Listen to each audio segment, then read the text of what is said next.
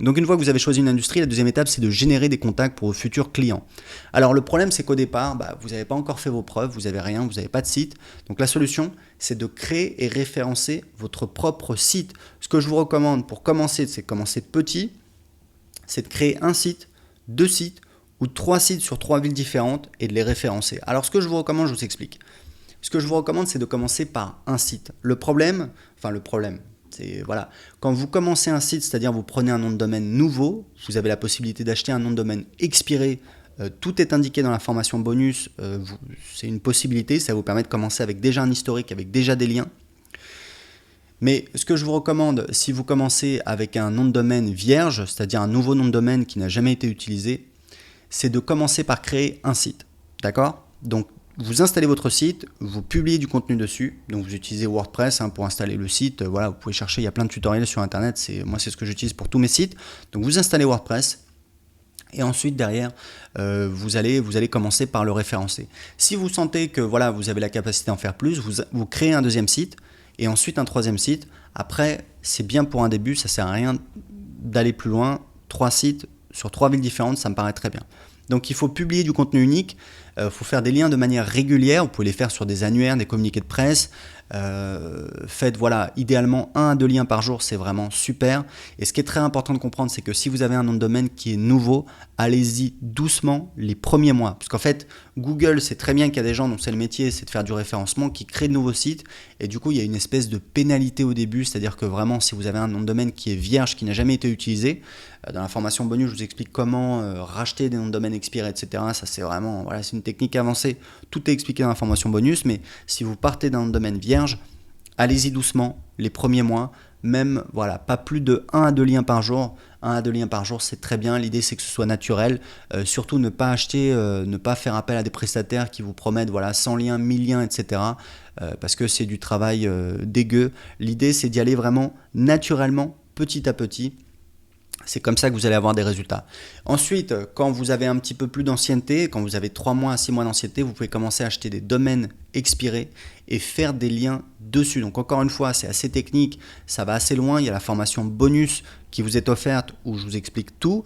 Il faut que je vous montre un truc parce que ça peut vous paraître un petit peu théorique, etc. L'année dernière, j'ai investi 3000 $ dans des formations sur le référencement. Je vais vous montrer un petit peu le résultat. J'ai mon blog d'anglais, anglais5minutes.fr. Vous voyez, ça vivotait, je faisais voilà, 300 visites par jour, un petit 9000 visites par mois.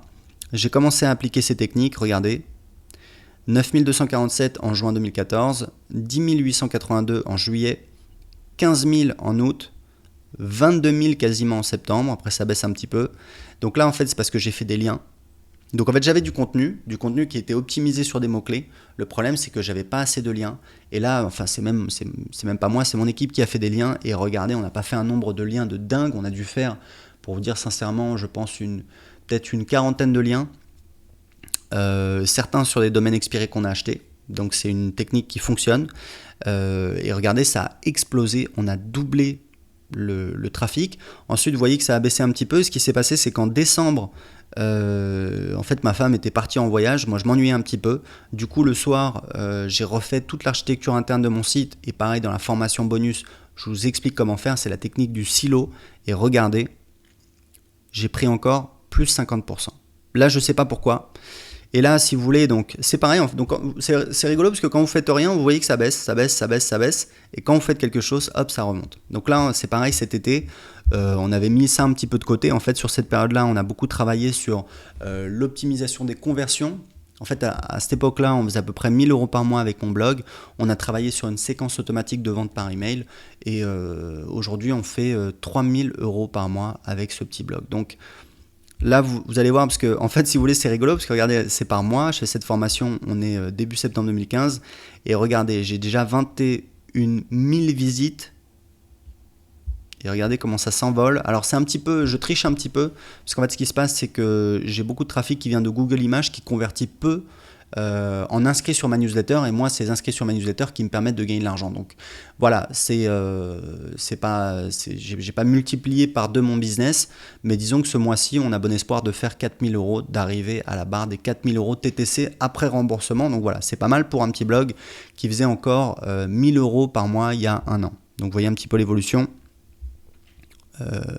On est passé quand même de 2000 visites par semaine à, là on est à 12 000 visites par semaine. D'accord? Donc c'est vraiment des techniques qui fonctionnent. Voilà, je vous le dis parce que bon, moi je suis sur Internet depuis 2010. J'ai réussi à générer pas mal de trafic avant de connaître ces techniques, mais voilà, je savais moins ce que je faisais. Donc dans la formation bonus, vous avez des techniques de killer, des techniques très avancées. Moi j'ai investi 3000 $ dans des formations américaines en anglais. Je me suis aussi tapé une formation d'un expert français de plusieurs heures. Voilà, bon, c'était nettement moins intéressant. J'ai quand même récupéré des petites choses que je vous ai mis dans la formation. Donc voilà, donc ça a beaucoup de valeur, c'est des années de recherche, ça fonctionne et ça peut vous permettre voilà, de créer un site et de le référencer.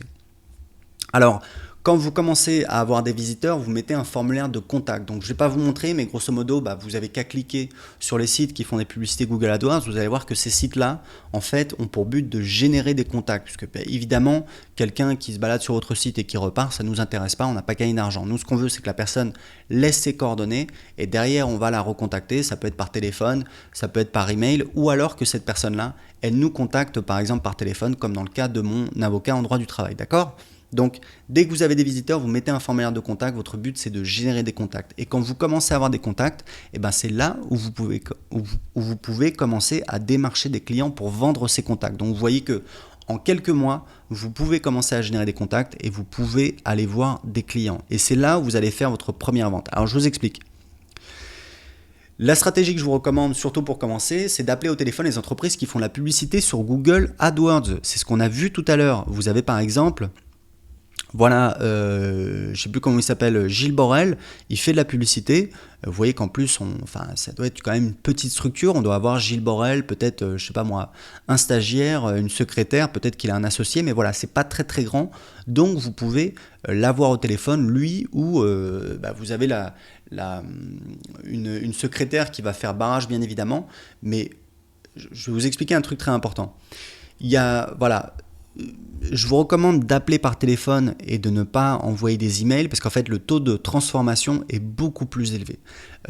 Moi je vends beaucoup par email, mais parce que j'ai des listes de plusieurs dizaines de milliers de personnes, ce qui me permet de vendre très facilement beaucoup de produits. Par contre je vends des prestations, par exemple je vends du coaching individuel, ça coûte 6 000 €.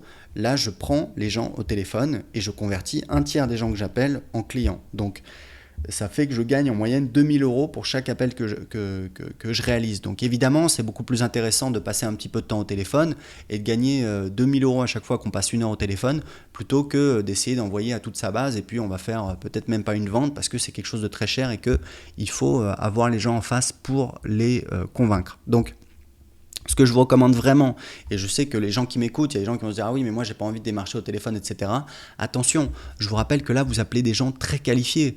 Moi, quand j'étais étudiant, j'ai fait du télémarketing. On nous filait l'annuaire et ils avaient stabiloté les noms Jacqueline, etc., Raymond, parce qu'on vendait de la porcelaine. Là, on tapait dans le dur. Là, on parle d'une personne qui, clairement, est dans la démarche de générer du business sur Internet. Donc, si vous l'appelez, vous l'aurez peut-être pas tout de suite, mais vous avez de grandes chances d'avoir cette personne-là au téléphone ou une personne qui est responsable et de pouvoir lui proposer un deal. Donc en fait, ce que vous allez proposer, grosso modo, votre proposition de valeur, c'est de fournir des contacts à un tarif compétitif par rapport à Google AdWords. Alors j'ai dit compétitif, j'ai pas dit qu'on va casser les prix, ça c'est une très mauvaise idée. Dites-vous un truc, c'est que la personne qui dépense, alors peut-être, je sais pas moi, il dépense, on a vu 3,50 €, d'accord, à chaque fois qu'il y a quelqu'un qui clique.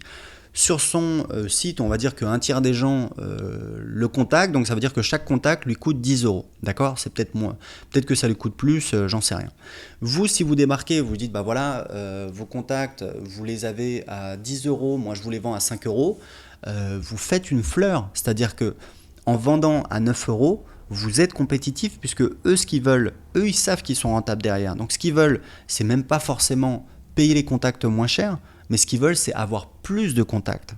Donc, pour être compétitif, vous faites un tarif compétitif. Voilà, je vous recommande de ne pas vendre plus cher que ce que ça leur coûte sur Google AdWords.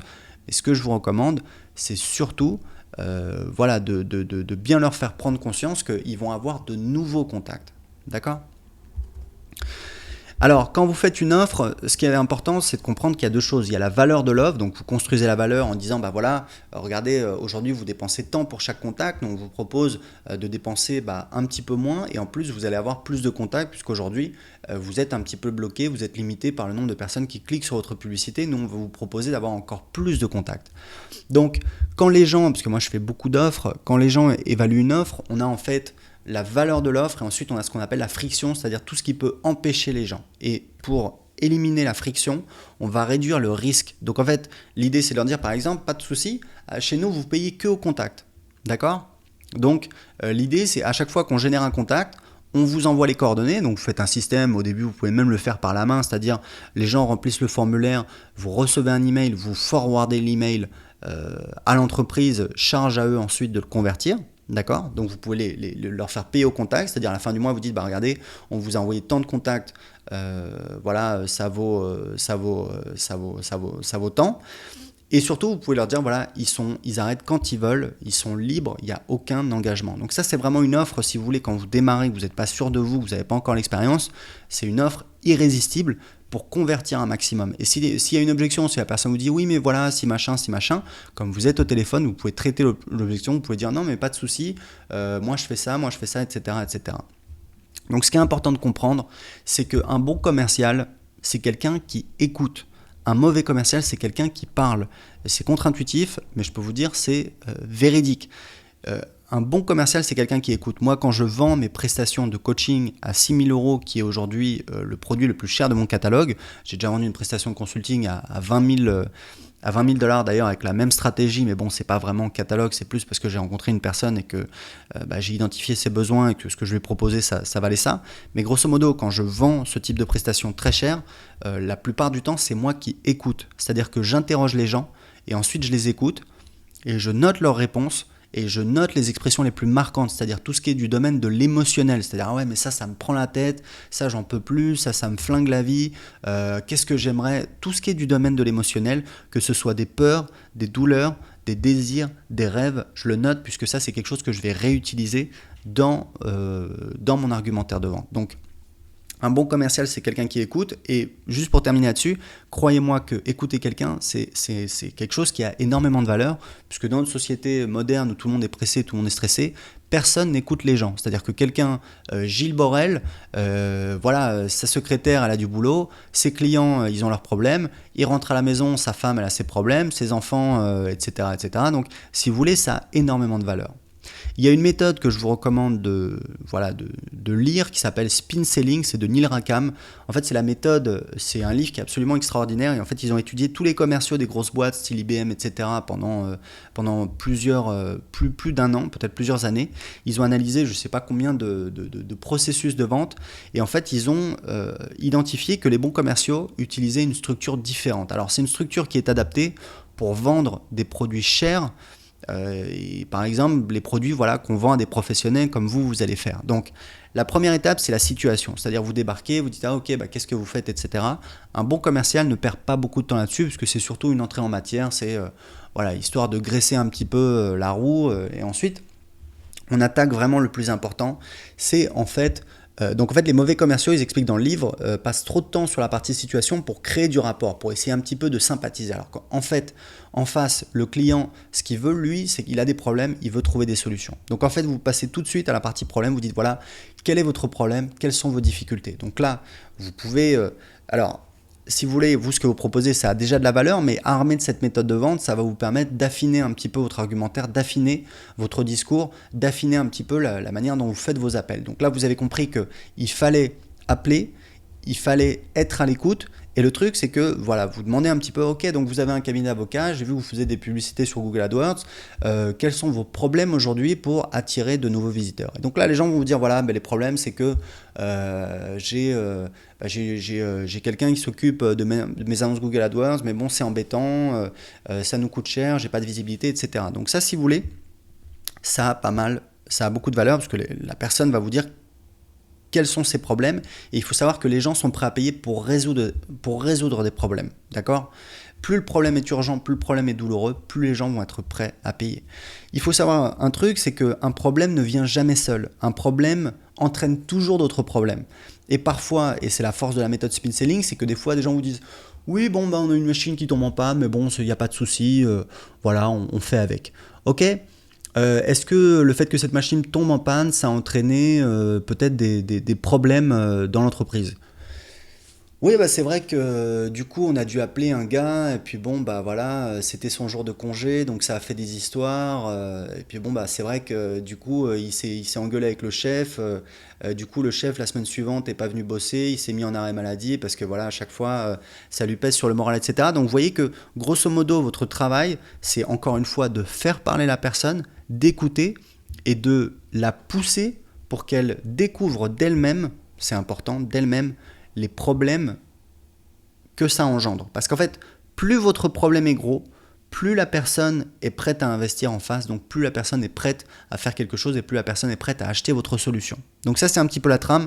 Et après, il y a la partie solution. Encore une fois, c'est le prospect, c'est le client potentiel qui parle. Vous dites, voilà, bah, ce serait quoi la solution? La personne vous dirait dans l'usine, bon bah voilà, peut-être qu'effectivement si on avait une machine plus performante, ce serait peut-être le temps de la changer, on aurait peut-être moins de soucis, etc. en termes de production. Donc votre travail de commercial, de bon commercial, c'est de faire parler les gens, c'est de les écouter, ça a beaucoup de valeur, de leur faire prendre conscience de leurs problèmes et de leur faire prendre conscience qu'ils ont besoin d'une solution. Et quand vous faites ça, vous allez arriver à vendre.